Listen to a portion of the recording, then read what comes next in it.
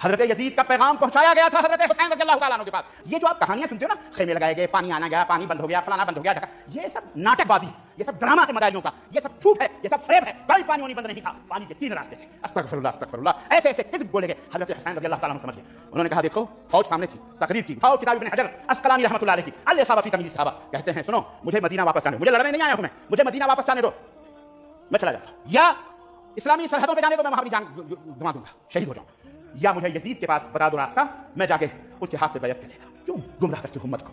حسن حسین لڑنے نہیں گئے تھے، حسن حسین یزید کے باغی نہیں تھے. اور جاؤ مجھے کوئی ایک روایت حضرت حسین کی بتا دو جس میں انہوں نے یہ کہا ہو کہ میں نے یزید کی ہاتھ پہ بیعت نہیں کرنی. جاؤ ایک روایت بتا دو کہ اہل البیت نے کسی نے بھی یزید ابن معاویہ کے خلاف ایک زبان کلمے اہانت بھی کہیں ہو. جاؤ. یہ سب شیعہ روایتیں جھوٹ مکر فریب. اور پھر میرا معصومانہ سوال ہے، یزید صحابی ہے، صحابی کا بیٹا ہے نا، اور حضرت حسین صحابی، صرف صحابی نہیں، اہل بیت، صرف اہل بیت نہیں، جنتی نوجوانوں کے سردار جامع ترمذی میں. اب آپ کو یہ خیال نہیں آیا کہ ایک صحابی کی جو گستاخی کر رہا ہے، یا اس کے دور میں وہ صحابی شہید ہو رہا ہے اس کے گورنر عبید اللہ ابن زیاد کے ہاتھوں، اور وہ اس کو کچھ نہیں کہہ رہا، تو یہ تو اب مسئلہ ایک تابعی اور صحابی کے درمیان ہو گیا. اب تم صحابی حسین ابن علی کے ساتھ کیوں نہیں کھڑے ہوتے ہو؟ صرف اس لیے کہ شیعہ ان کو کوٹ کرتے. تو صحابی والا بھی ان کا ڈھکوسلا تھا. اگر یہ صحابہ کے ساتھ مخلص ہوتے نا تو حضرت حسین صحابی نہیں ہے. اور یہی بنیاد بنائی ہے عمر صدیق صاحب نے، جو اہل حدیث میں ایک مرد مجاہد پیدا ہوئے ہیں. انہوں نے اسی پوائنٹ کو اٹھایا کہ یار تم صحابہ کرتے ہو تو یزید کے مقابلے میں تو صحابی ہے نا.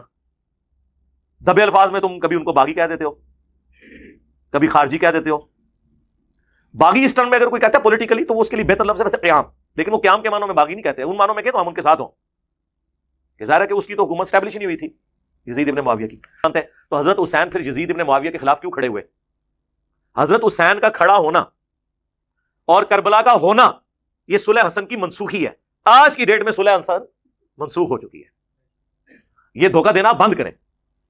ہمیں تو خیر اس زمانے میں بھی پتا تھا، یہ تو حضرت حسن کی شرافت تھی. حضرت حسن کو پتا تھا کہ پارٹی کون سی ہے. حضرت حسن کو نہیں پتا تھا کہ عمار کو باغی جماعت قتل کرے گی، عمار انہیں اللہ اور جنت کی طرف بلائے گا، جماعت دوزخ کی طرف بلائے گی. پتا تھا.